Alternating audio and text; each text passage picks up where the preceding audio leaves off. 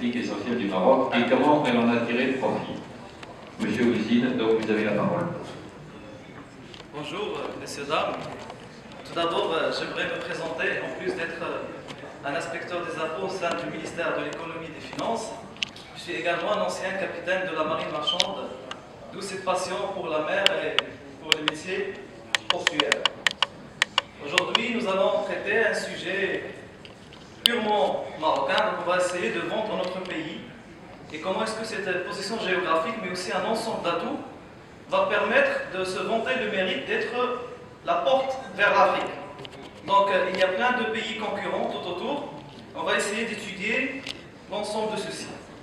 Je rappelle, comme l'a dit Mme Cathy, que les présentations seront disponibles sur le site de PayFi, mais aussi, puisqu'il y a plusieurs renvois, j'ai mis sur chaque diapositive un code QR qui va vous permettre de vous renvoyer au renvoi y contenant.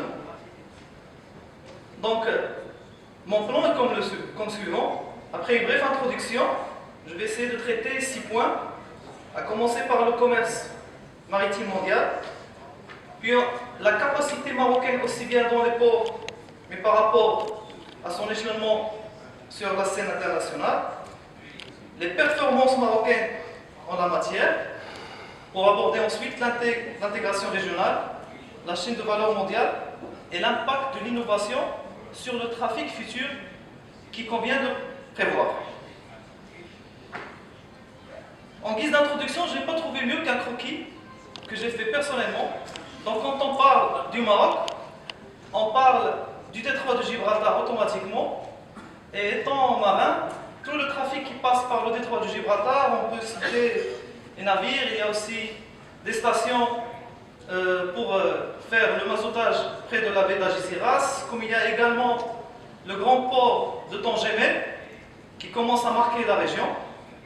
Donc, dans cette vision, on va essayer d'attraper ce flux est-ouest qui part par ce détroit pour rendre du Maroc cette passerelle vers l'Afrique.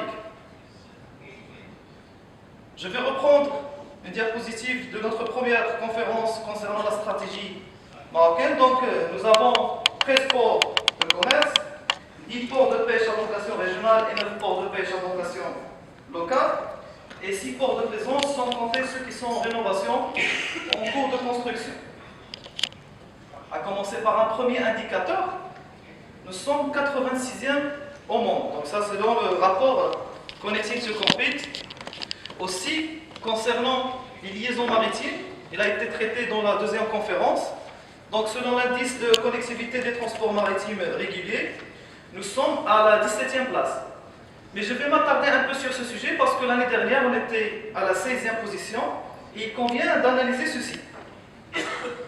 Donc, j'ai effectué une petite étude entre 2015 et 2016 en positionnant tous les classements des pays par rapport à leur connectivité. Et nous allons remarquer que, par exemple, la Chine et Singapour, ils gardent leur même place, mais par rapport à Hong Kong, elle a perdu de place, comme par rapport à l'Allemagne qui a perdu une place, et ce qui explique aussi dans cette compétitivité internationale que le Maroc aussi a perdu une place de la 16e à la 17e, mais qui reste plus ou moins sur son même niveau. Donc ce n'est pas vraiment un déclin, peut-être bien l'année prochaine ou l'année suivante, il va encore récupérer cette place et voire même l'améliorer. Encore faut-il savoir que, comme je l'ai dit, ce code QR renvoie à ce lien. Le Maroc a connu la meilleure croissance en matière de connectivité. On va remarquer dans cette courbe qu'il y a eu un haut saut, notamment on est passé de la 86e à la 17e position, c'est tout de même remarquable. Qu'en est-il du rapport Doing Business? Donc le Maroc se positionne à la 75e position, ce qui est comparablement aux pays d'Afrique relativement élevé et qui nous pousse toujours à dire que le Maroc peut se vanter du mérite d'être une porte vers l'Afrique. Cette image est extraite de Jeune Afrique en décembre 2014 et qui explique un peu les flux maritimes. Donc nous ne sommes pas les seuls sur le marché. Nous sommes sur le détroit de Gibraltar et on essaie de prouver qu'on est la porte vers l'Afrique, mais il y a aussi la Corne d'Afrique, comme il y a l'Afrique de l'Ouest et l'Afrique du Sud. Donc notre présentation va se pencher sur ce sujet. On va commencer par décortiquer ceci. Quels sont les groupements régionaux qui existent d'abord en Afrique? Nous avons la CENSA, l'UMA, ainsi que plusieurs autres groupements régionaux. Et j'ai essayé dans ce schéma d'illustrer à peu près ces groupements régionaux par pays. Vous allez voir que c'est complexe. Donc un pays peut appartenir à 2, voire même 3 groupements régionaux. Et par rapport au Maroc, nous allons s'attarder sur 2 groupements. Donc il y a la CESA et il y a l'UMA.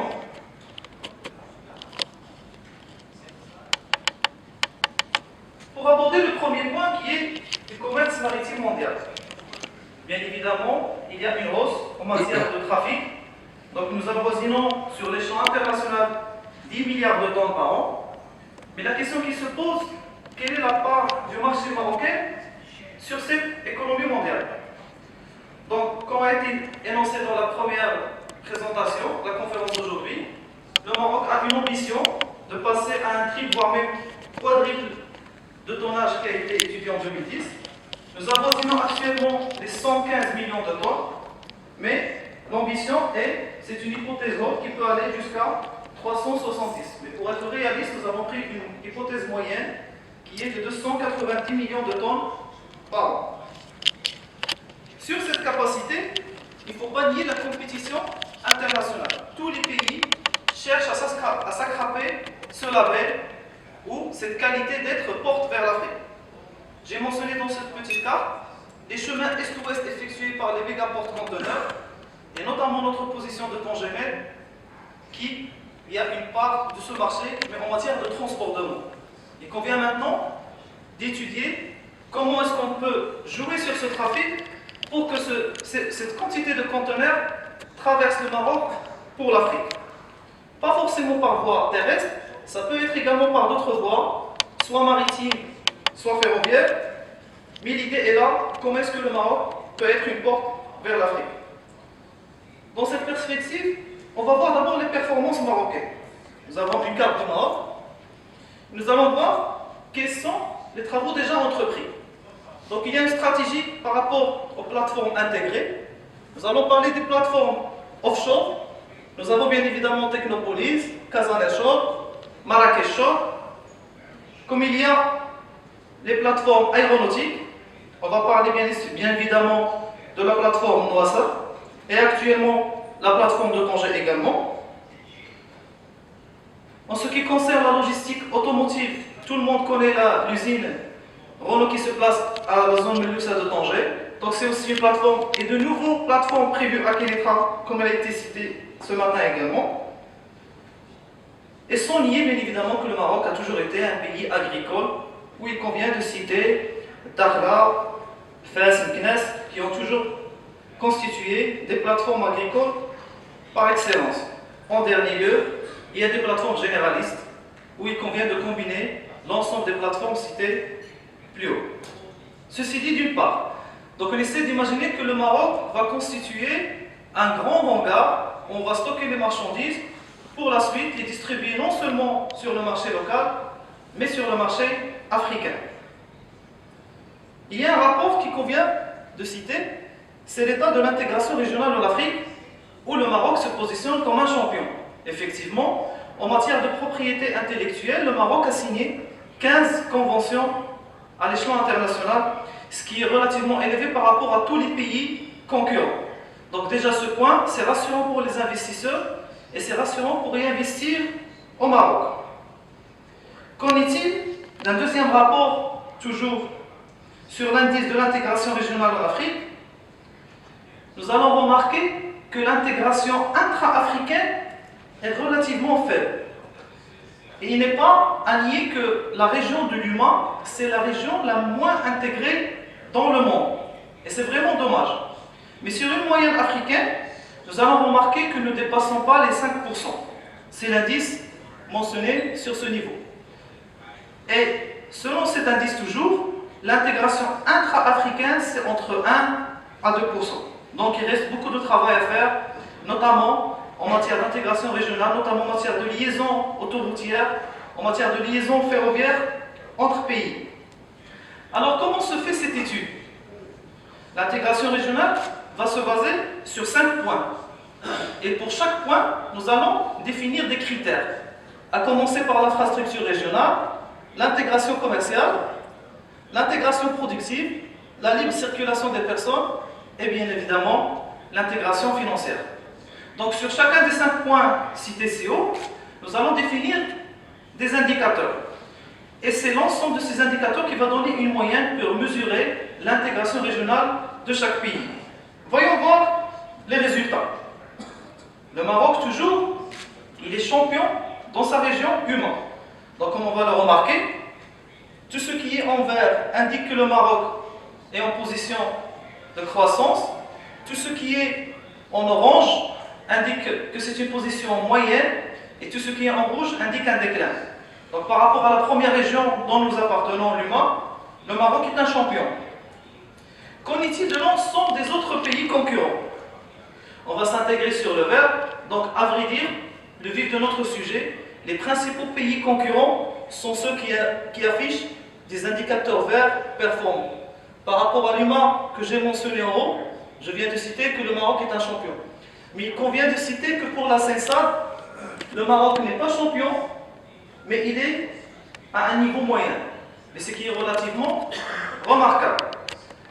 Il faut voir maintenant le tout. Il ne faut pas voir seulement l'intégration régionale, on va voir d'autres indicateurs qui vont finir par résulter que le Maroc se place relativement à une position élevée. Voyons voir qu'en est-il de la chaîne de valeur. On va remarquer ici qu'il y a 3 courbes. Donc, pour la première, le Maroc se situe à un niveau légèrement plus bas que celui de l'Égypte. Donc en matière de chaîne de valeur, le Maroc n'est pas champion, mais il est deuxième dans sa place. Il est devancé par l'Égypte.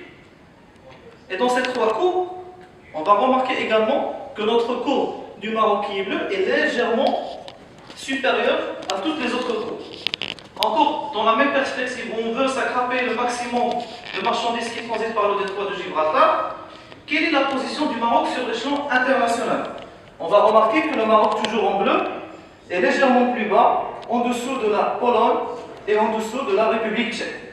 Donc ceux qui le devancent ne sont pas africains, ils sont de l'autre part du continent, mais ce qui explique la position du Maroc toujours comme un leader dans la région.